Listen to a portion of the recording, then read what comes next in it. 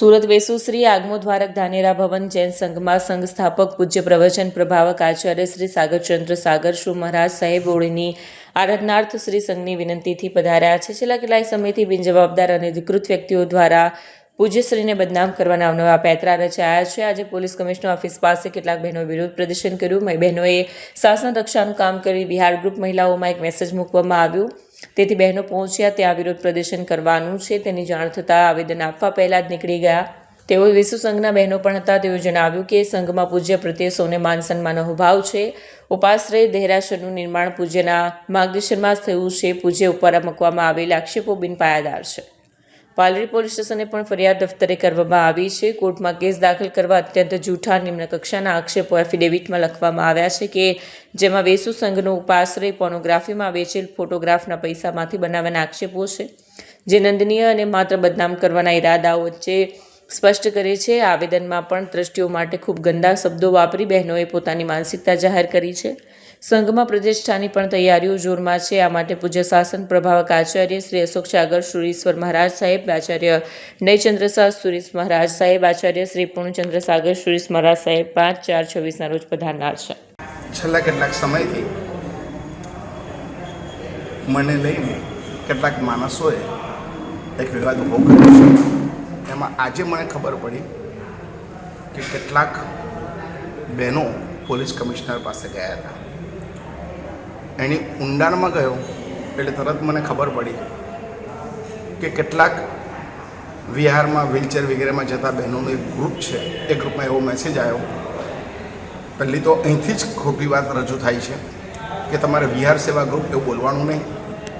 તમારે એવું બોલવાનું જૈન શાસનની રક્ષા માટે અમે જઈએ છીએ અને અમે જૈન શ્રાવકને શાસનની શ્રાવિકાઓ છે.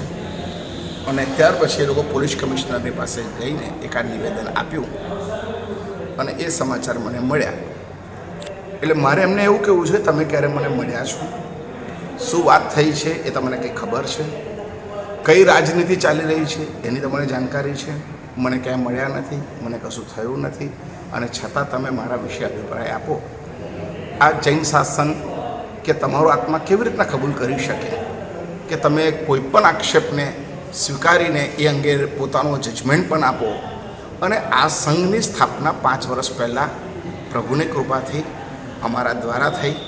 ત્યાર પછી સુંદર અદ્ભુત દેરાસરનું નિર્માણ થયું, ઉપાશ્રયનું નિર્માણ થયું, અને લગભગ આજથી 4-6 મહિના પહેલાં અહીંના સંઘના તમામ ટ્રસ્ટીઓએ ઠરાવ કરીને મારી પાસે ઉજ્જૈન આવ્યા હતા કે સાહેબ પ્રતિષ્ઠા કરવાની છે, આપ મુહૂર્ત આપો, 2-3 મુહૂર્ત આપો, એમાંથી આપણને જે અનુકૂળ લાગે એ મુહૂર્તમાં પ્રતિષ્ઠા કરશું. અને ત્યાર પછી મેં મુહૂર્ત આપ્યા. પછી મુહૂર્ત એ લોકોએ ફિક્સ કરીને વધામણા કરવા માટે સંઘમાંથી 2 બસ ભરીને પાશુપુરમ તીર્થમાં આવ્યા હતા અને એમને મુહૂર્ત વધામણા કર્યા. અને ત્યારે જ મને વિનંતી કરી કે સાહેબ પ્રતિષ્ઠા વૈશાખ સુદ સાતમ 23 તારીખે કરવાની છે એપ્રિલના, તો તમે ઓળી માટે વહેલા પધારો તો જે પ્રતિષ્ઠા અંગેના કાર્યો આપણે સરસ કરી શકીએ.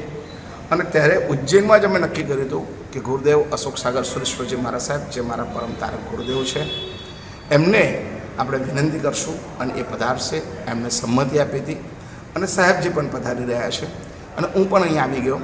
અહીં આવ્યો એ દરમિયાન ટ્રસ્ટીઓએ ફરી પાછી મિટિંગ કરી હતી અને એમાં 15 ટ્રસ્ટીઓ સહી કરી કે આપણે એમને બોલાવવાના આપણે વિનંતી કરી છે. એ ઠરાવની કોપીઓ મારી પાસે છે. આ સાહેબજીની વાતો સાવ ખોટી છે. અમારા સંઘમાં આજે અમારા 1100-1200 માણસોનો સંઘ છે. બધા જ એમની સાથે છે. કોઈ સાવ વાત ખોટી કરી અને શા માટે મારી સ્વામીના ભગવાન વખતે પણ પાખંડીઓ હતા આવા તો, પણ આ વાતો ખોટીને શા માટે બધું ઉછાળ કરી રહ્યા છો? સાહેબ ગુરુ ભગવાન તો એની વાતો કરીને ક્યાં જઈને છૂટશો તમે?